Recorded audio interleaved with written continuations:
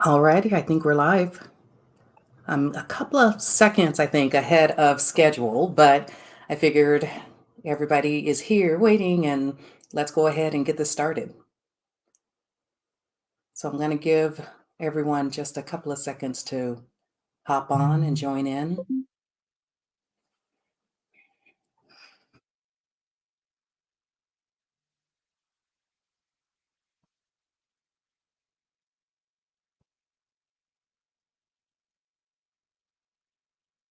So just a couple of quick things, and I'm hoping everyone can hear me. That's one of the things I wanted to cover.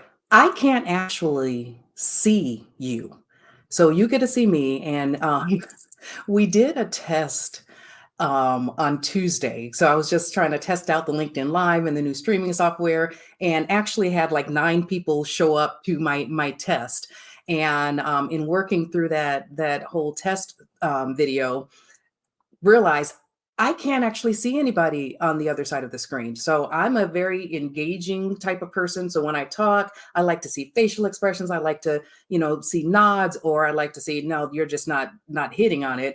But I won't be able to see any of those interactions. So my ask is to have this engaging dialogue. My ask is that you please have it in chat. So I have a big, huge chat window that I'm watching on the side of my screen. And it would just be helpful for me to know, is something resonating? Is something not resonating? Hey, can you go a little bit deeper into that? Anything, um, ask if they can hear you at all. I'm guessing that if people are asking if you can hear me, that you can't hear me. What can people hear me? Let's just start with the simple question. Since I can't even get thumbs up or any interaction, I'm guessing since it says that my audio is working, that people can hear me. So can people hear me? If you can just write in the chat, yes, Lee, we can hear you. Just keep going.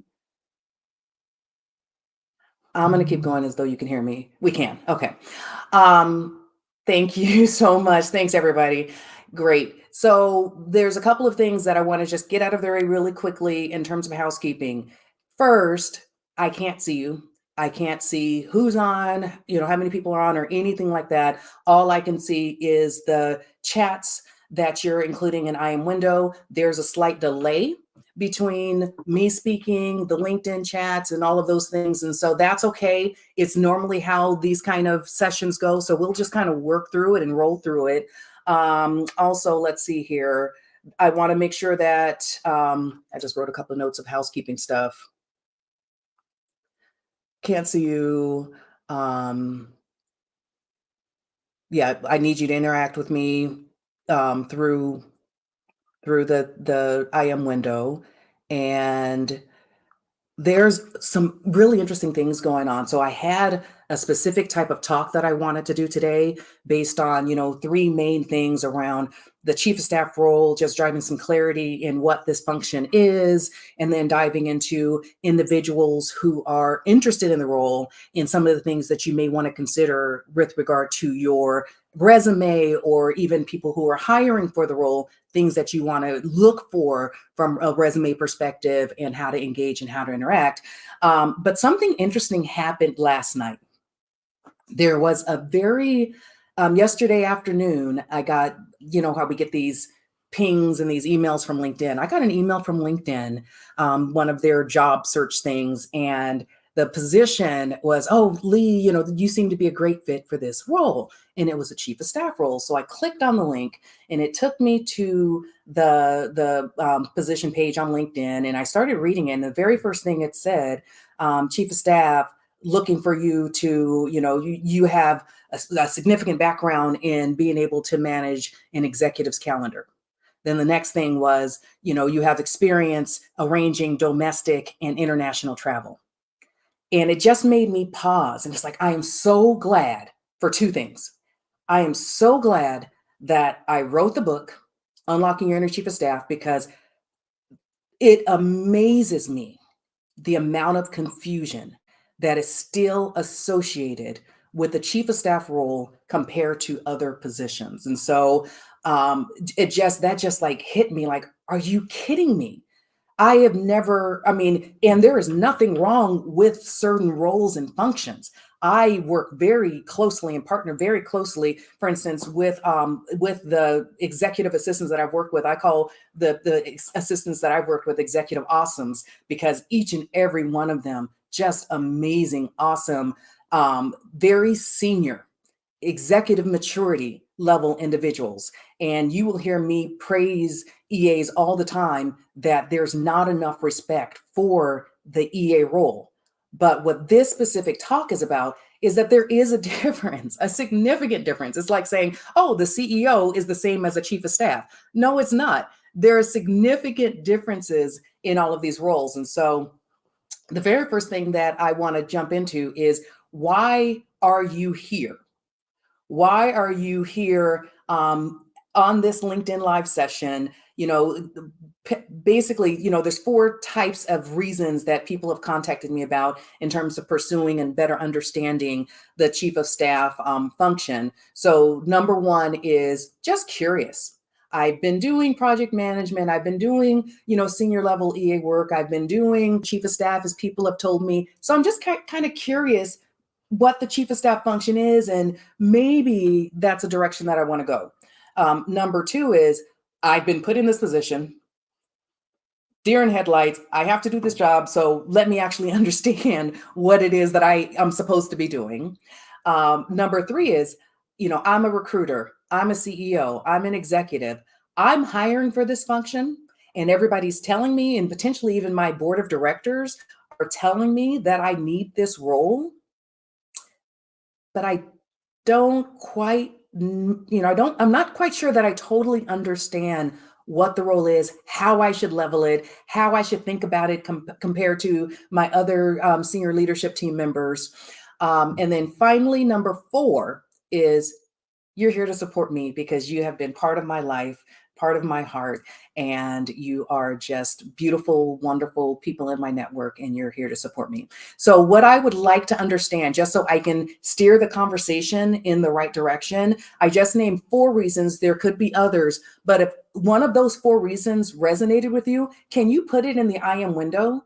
So I can see, you know, for the people that we have participating, why you're here, and I'll make sure to hit on some of those key points that resonate with individuals for those reasons.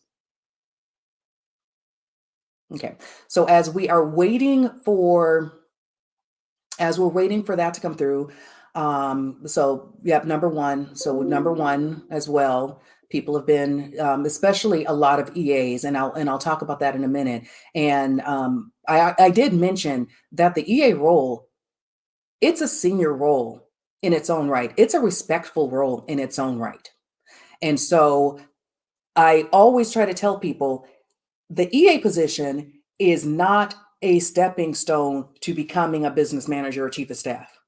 The EA position is a functional role and set of positions of itself. And I'm an advocate, just like there is one chief of staff title, you know, one chief of staff title. But a lot of times in the chief of staff realm, you'll say VP or SVP slash chief of staff. You'll say general manager slash chief of staff, director slash chief of staff. I am highly of the opinion that we need to give the same respect to senior executive assistants. Instead of having them take on somebody else's title and role, let's give them that salary, let's give them that respect, and let's give them those titles. And so I do know that there is a lot of individuals who are looking to go from EA, because also salaries are capped, you know, a lot of times in EA roles, and there's more opportunity in business management. There's more opportunity in chiefs of staff.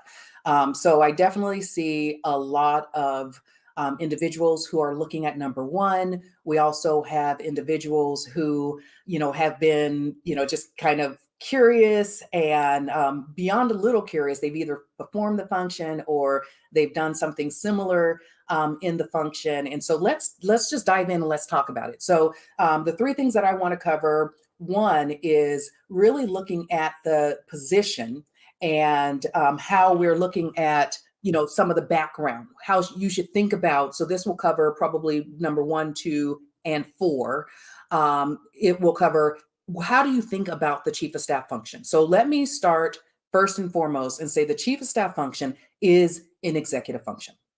So similar to the other executives and leaders that you have, meaning a CEO or executive, senior to the other leaders that you have on your team, the chief of staff function will do a lot of management, negotiating, a lot of maneuvering, and even directing.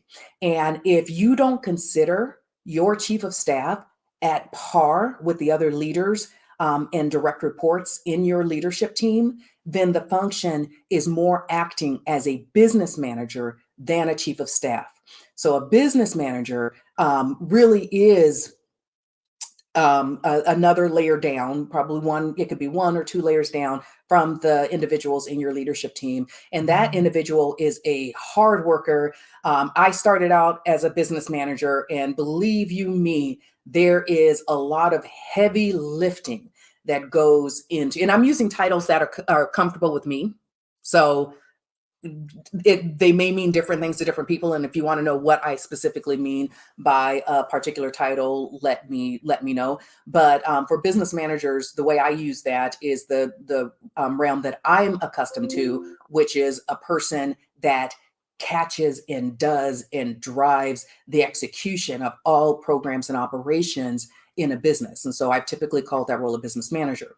The chief of staff, on the other hand, is a line of business owner that owns the operational processes, the systems, the peoples, the tools, all of those things that keep the business running. So if you think about the CEO as the strategist, as the visionary, as the leader, there is an entire set of activities in terms of making decisions and running the business that is required, that the CEO is not going to have time to do, and nor should they spend their energy and that, that brain power on those activities when you can have a right arm, which is your chief of staff. And think about that title, chief of staff. It is the chief that is running the staff and the operations for your business. And so one of the things that it's very important to consider is when you're hiring, do you see this position at par with your senior leaders? And it's always, most likely always going to be the least paid of your senior leaders, which is fine, but it still needs to be on par with your senior leaders. Do you see this position on par with your senior leaders, or do you see this position as 1 or 2 clicks down? That can help you determine, really, are you talking about a chief of staff or are you talking about a business manager? So that's one of the things to consider. The other thing to consider, just as you're thinking about the actual role itself of a chief of staff, is the operational excellence, the know-how, the ability to get things done and to push things through. And if you don't know what, you have to be able to touch really on every single function of the business. You name an aspect of the business, HR, yes, close partners with HR from a succession planning point of view, from a people culture planning point of view, to how the CEO shows up, and we integrate and engage the CEO with these employees and across the organization to motivate them and excite them, to rolling out the strategy to make sure people feel like they're part of the end goal.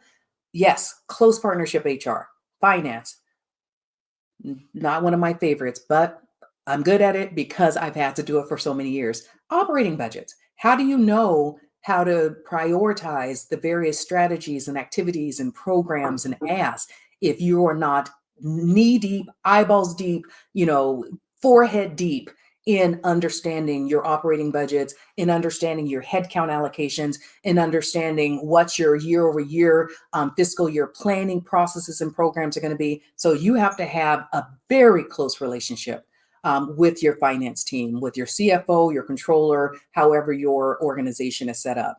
And then you have to also think about legal.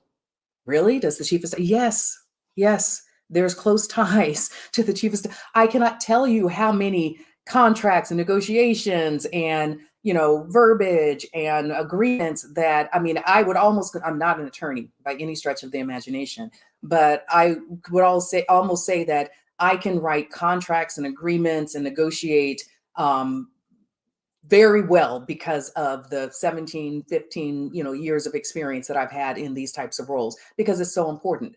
And obviously then there's strategy, there's, understanding the CEO, there's communications, being able to do engagements and making sure that, as you are going to and participating in all of these major activities, promoting your organization, promoting your products, understanding your customers, bringing in your partners, you have to understand this inside and out. The chief of staff role is definitely not for the faint of heart. It is one of those positions that,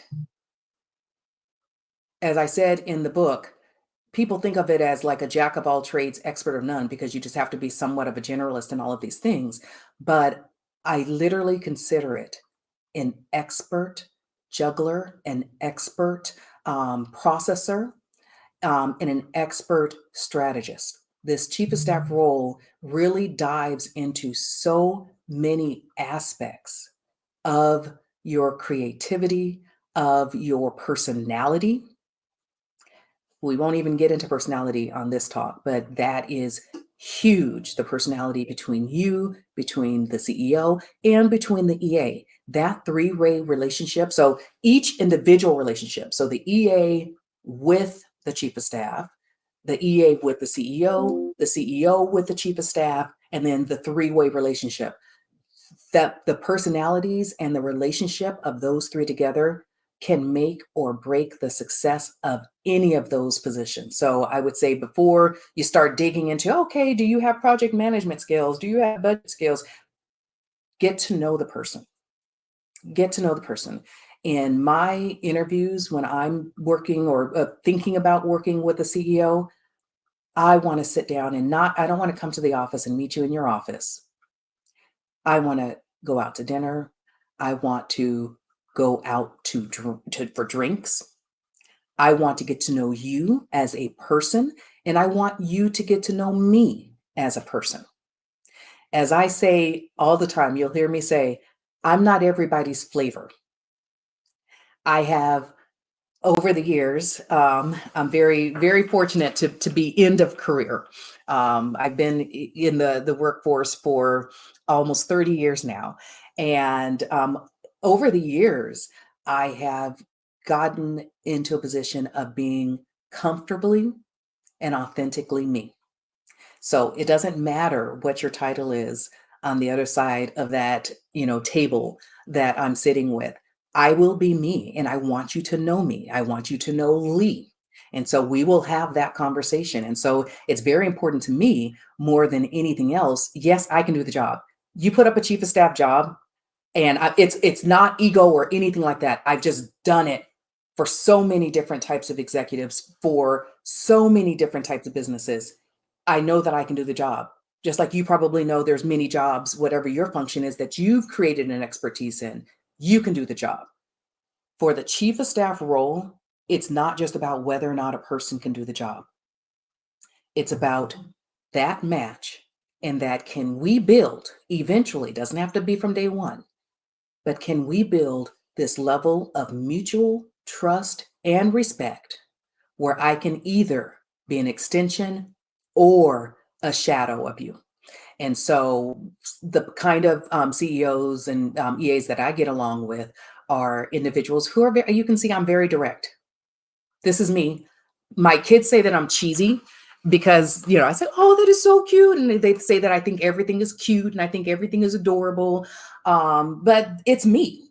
What you see is what you get. So whether you're on this side of the camera or whether you're sitting right here next to me, you will see that, okay, Lee is just Lee. And that's because about 5 years ago, I decided I'm tired of playing the game and I'm tired of masking. I have masked for all of my career. And, even being on camera, now I'm very comfortable being on camera. I do keynotes and presentations and all that right on camera, even in my seat, legs propped up, because I move a lot. And so I was concerned. It's like, oh my gosh, I want people, because the chief of staff role is an executive position and to be respected, I want people to respect me. And who's going to respect somebody that's moving around in their seat and talking with their hands and moving their head and making, I make sometimes without even knowing it, I make facial expressions. And I just realized that is me and I'm going to embrace it. So you get a sense of who I really am. Okay, so let's move on. Unless there's any question about the chief of staff role, and I'm sure there's a million questions, but let me just go through the I am and make sure I'm not missing any significant questions. Okay, everybody's answering, number one and number two combination. Curious about the position in account management. Yeah, there people have asked me what is the closest role or function that aligns well to the chief of staff position? And I've seen over the years, there's a lot of individuals in HR, for instance, HR generalists that move from HR generalist roles into business management and chief of staff. So that is a close tie just because there's such a close connection there. And depending on the type of organization you're in, it could be finance.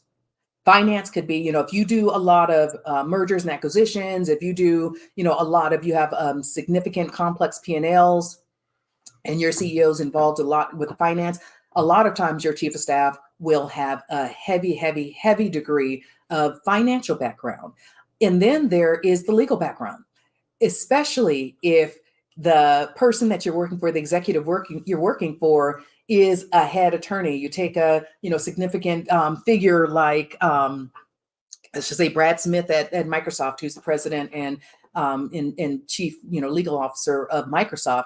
The person, Carolyn Brown, has to understand law and the legalities of things like that, because that is what that office is all about. And so I would say, for instance, working in tech, I have a deep tech background, working across all types of, software as a service organizations, looking at even all the way back to the original on-prem.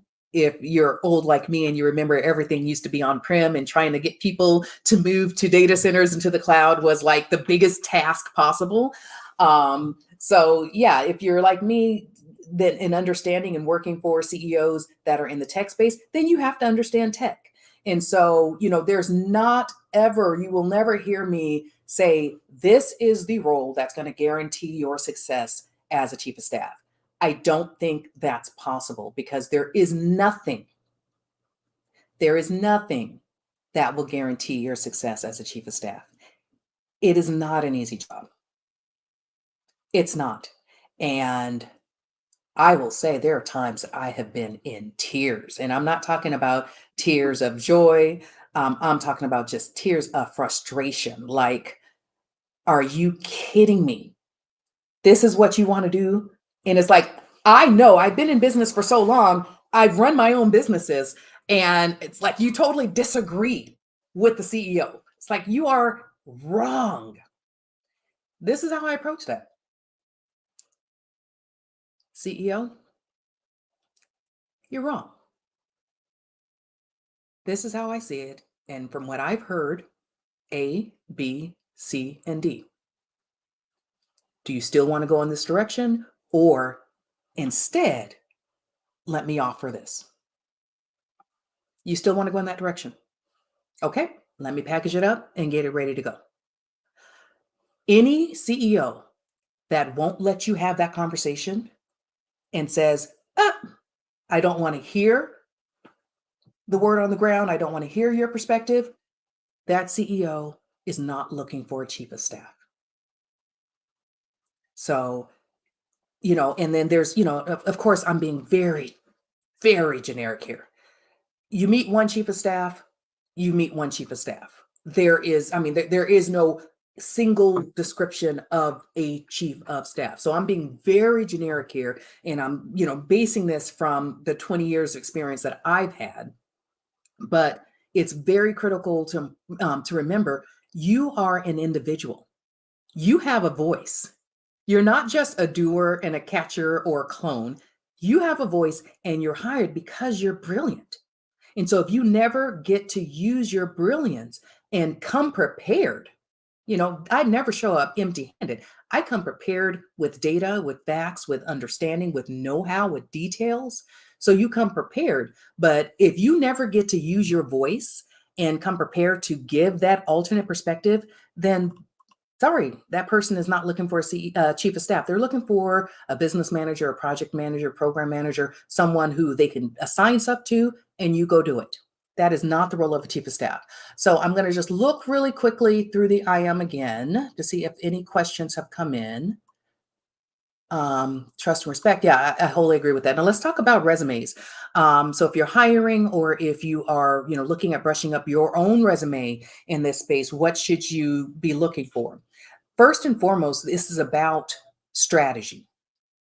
And so, if it's truly a chief of staff position, it's important to remember that you're not just being hired to run leadership team meetings and agendas and, put together board packets and stuff like that, but it is because you can see a holistic picture and how all of the pieces fit together. So, if you are in marketing, your focus, even though you're a leader and you bring that perspective to the full organization, but your focus is marketing. You're in legal, your focus is legal. You're in finance, your focus is finance. You're in product, your focus is product.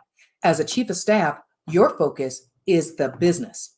And so you have to be able to say, okay, how is product fitting in with this new legal strategy that we're coming in? How does that new legal strategy need to fit in with the marketing strategy that's fitting into how our people in our HR strategy are going to anticipate and accept that? So you have to be able to strategize and see cross-functional pictures and help tie those things together, even when the line of businesses themselves aren't necessarily seeing that connection. So I would say, how are you and how have you driven strategy in your background, or the people you're looking for? Seriously, how have they connected dots more than just taking a project and a program and saying, hey, I executed on this program. I did X, Y, and Z. I saw, I developed it. I tested it, I implemented it, and then I went back and tested it and refined it. It's more than that. It is, how did you connect many, many, many different pieces together to make a whole story? So that is number one. Always include and incorporate and look for significant strategy and cross-functional skills. Number two is obviously operational processes. It's like there is a lot of nitty-gritty just keeping the business running. And can you juggle a million different processes and understand how systems work and get in there and be able to define and make decisions on how you actually need to run the business and what goes on behind the scenes? And so I always say operational excellence, look for that. Become that. If you don't have a lot of operational skills, volunteer on projects where you get to run the back end. You don't get visibility. You don't get the limelight and the spotlight. You are operations and in the back end making things happen for other people. And that is a huge part of the chief of staff function. Communications. And when I say communications, I'm not talking about just the written. We have Chat GPT now.